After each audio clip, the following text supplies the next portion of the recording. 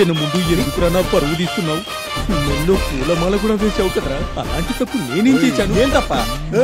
ఆ అమ్మాయి ఏదో కంప్లైంట్ ఇస్తే గూగుల్ మ్యాప్ కంటే కరెక్ట్ గా మీ సార్ని తీసుకొచ్చి మా వాడి ముందు నిలబెట్టావుగా. నీ అయ్యా ఇంకేం చేయాలరా? చాలా పదా.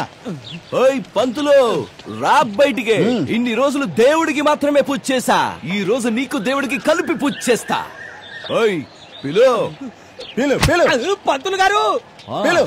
పంతులు గారు రండి. నువ్వు ఆగరా మావా. అయ్యో నారాయణ, నువ్వు ఏదైనా మాట్లాడావంటే నా మీద ఒట్టే. చూడు బాబు, ఇన్ని రోజులు నా కూతురు హాస్టల్లో ఉండి చదువుకొనొచ్చింది. నీ గురించి తనకి తెలియకపోతే ఓ రోజు కాలేజ్ ఎగ్గొట్టించి నా గురించి చెప్పుండాల్సింది. నాతో పెట్టుకునే ముందు నీ కూతురు నా గురించి తెలుసుకుని ఉండాల్సింది. తప్పే కదా? తప్పే. అందుకు ఆ రోజే క్షమాపణ అడిగానుగా బాబు. హలో, కోడిని కోసి బిర్యానీ వండుకుని తిని దాని ఫోటోకి సారీ చెప్తే అది మళ్ళీ బతుకొస్తుందా? అలాగే ఏది పడితే అదని సారీ అంటే నా పరువు తిరిగి వస్తుందా? అసలు ఇంతకీ ఏమైంది బాబు? ఏమైందా? పొద్దునే లేచి వాకింగ్ వెళ్తుంటే స్టాండింగ్ లో సల్యూట్ కొడతారు మా ఏరియా జనం అంతా. అలాంటి జనం ముందు నీ కూతురు నా పరువు మొత్తం తీసేసింది. నువ్వే చెప్పు, ఇప్పుడు నన్ను ఏం చేయమంటావు? ఇది మాట అంటే, నీ అమ్మాయి వచ్చి నా కాళ్ల మీద పడి క్షమాపణ అడిగితే వదిలేస్తాను.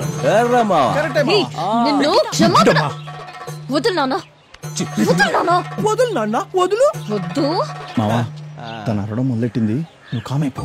రే మావా, కట్టేసిన డాగేర ఎక్కువ మురిగేది, అదేం చేస్తుందో మనము చూద్దాం. వదిలే పంతులు, వదిలిపెట్టు. తన కాళ్ల మీద పడి క్షమాపణ అడగమ్మా. కాళ్ళ మీద పడాలా? నేనా? కుదరదు. ఇది జరిగే పని కాదు గాని మాదే రాసుకో కంప్లైంట్. ఈ అమ్మాయి నా మానాన్ని మంట కలిపింది, తీసుకెళ్లి జైల్లో పెట్టండి. మానభంగమా? ఏ అమ్మాయిలకే ఉంటుందా మానం, అబ్బాయిలకి ఉండదనా ఏంటి? ఇప్పుడు కంప్లైంట్ తీసుకోకపోతే ఉన్న బట్టలు ఉడితేసి పంతుల్ని పిలిచి గంట కొట్టించి పూజ చేయి. బాబు ఏమ్మా రామ్మా, స్టేషన్కి వెళ్దాం పద. అయ్యో చెప్తాది బాబు, చెప్పేయమ్మా. నేను కాళ్ళ మీద పడను. ఓకే, ఈ చెయ్యినే కాలనుకుని సారీ చెప్పు. నిన్నే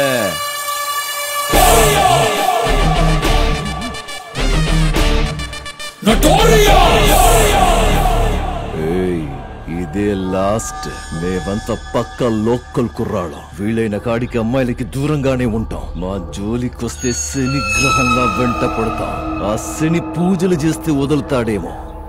మేం వెంట పడితే మీ మొత్తం ఖాందాన్ హోమాలు యజ్ఞాలు చేసిన వదిలిపెట్టాం. అర్థమైందా?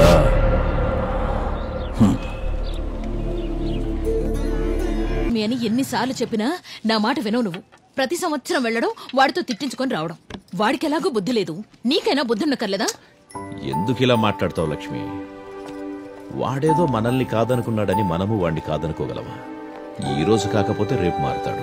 వదిలే. నేను అదే చెప్తుంటే అమ్మ వినట్లేదు. నువ్వైనా చెప్పు నాన్న అమ్మకి. అమ్మ నిజంగా ప్రామిస్. అలాగే నమ్ముతాను. కాలేజ్కి టైం అవుతుంది, బయలుదేరు. అమ్మ వెళ్ళొస్తాను. రామ్మా.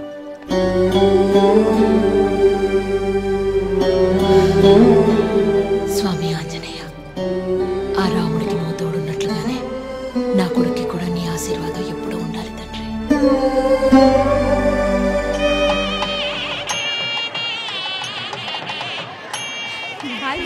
హాయ్.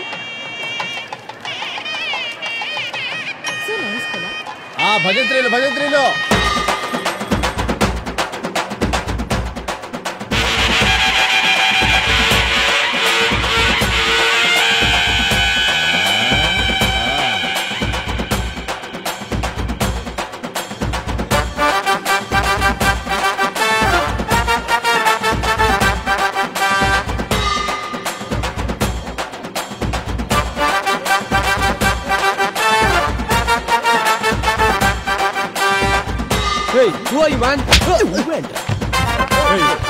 ఏంట్రా చేసుకుంటావు? ఎవడ్రా నువ్వు?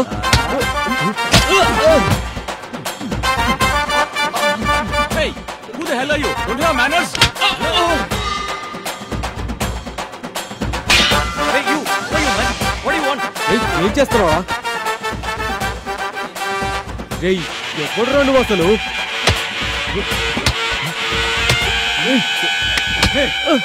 ఎవరా నువ్వు?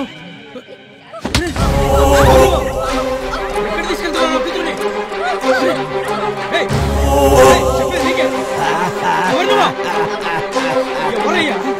ఏయ్, ఏం చేస్తున్నావు? ఓవే.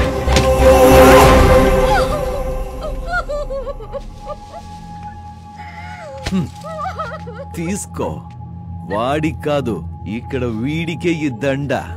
అక్కడ నవ్వడం కాదే, ఇక్కడ ఏడు ఏడో. చూసావా, ఎవరో తెలుసుగా? వీడినేగా నువ్వు లవ్ చేసి ఇన్నాళ్ళు నీ ఇష్టం వచ్చినట్టు తిరిగింది. నువ్వు అవన్నీ మర్చిపోయి ఇంకొకరిని పెళ్లి చేసుకుంటున్నావు. కానీ వీడు నిన్ను మర్చిపోలేక ప్రాణం తీసుకున్నాడు. అది కాదే, మీ అమ్మాయిలకి పెళ్లి చేసుకునే ఉద్దేశమే లేకపోతే ఎందుకు లవ్ చేస్తారు? అబ్బాయిలు ప్రపోజ్ చేయగానే చెప్పు తీసుకుని కొట్టి కుదరదని చెప్పలేరా? అప్పుడు అట్లీస్ట్ 4 రోజులు బాధపడి మర్చిపోతారు. కానీ ఇలా జీవితంతో ఆటలాడుకొని ప్రేమ పేరుతో నాటకాలాడి విషం తాగి చచ్చేలా చేస్తారు కదా. మీరందరూ ఫేస్బుక్ లో, వాట్సాప్ లో మీ పేరుందా లేదా, మీ ఫోటో ఉందా లేదా అని మాత్రమే చూస్తారే. కానీ హార్ట్లో మిమ్మల్ని దాచుకున్నాడో లేదో చూడరు. అందుకే పెళ్లి మ్యాటర్ వచ్చేసరికి జేబులో ఎంత దాచుకున్నాడన్నది చూసి సెలెక్ట్ చేసుకుంటారు. అంతే కదా. అబ్బాయిలు ఒక రకంగా బండరాయి లాంటి వాళ్ళు. వాళ్ళని విగ్రహం చేయాలన్నా లేదా ముక్కలు చేయాలన్నా మీ చేతిలోనే ఉంటుంది. ఇన్ని రోజులు వాడితో పార్కులకెళ్ళావు, సినిమాలకెళ్ళావు, నీ ఇష్టం వచ్చినట్టు తిరిగావు. వాడితో ఎలాగూ 7 అడుగులు నడవలేదు. అట్లీస్ట్ లాస్ట్ టైం వాడి కోసం శ్మశానం వరకే నన్ను నడిచిరా. చచ్చిన వాడి ఆత్మకు శాంతైన కలుగుతుంది.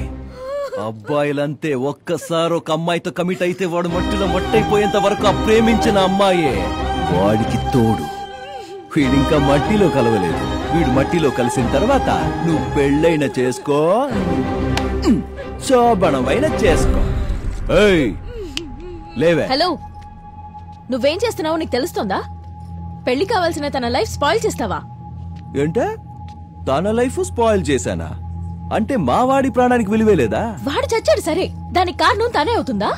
వాడు అట్లీస్ట్ ఒక్కసారి చచ్చాడు. కానీ తను నిజంగానే ప్రేమించుంటే ప్రతిరోజు చస్తుంది. ప్రేమ అంటే నాతోనే ఉండాలి అని స్వార్థం ఉండకూడదు. ఎక్కడున్నా బాగుండాలి అని ఆశించడమే ప్రేమంటే. ఒక అమ్మాయి నిజంగానే ప్రేమించిందంటే ఆ అబ్బాయి కోసం ఏ త్యాగానికైనా రెడీ అవుతుంది. త్యాగవా? చరిత్ర గురించి తెలుసుకో.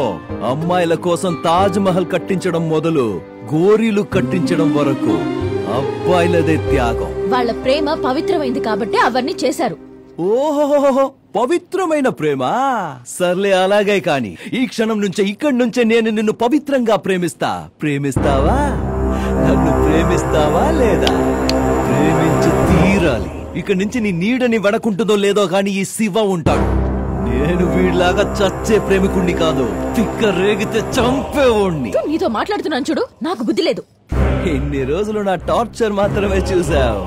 ఇప్పటి నుంచి నా లవ్ టార్చర్ చూదుగానే. దండయ్యవే, వెయ్యవే.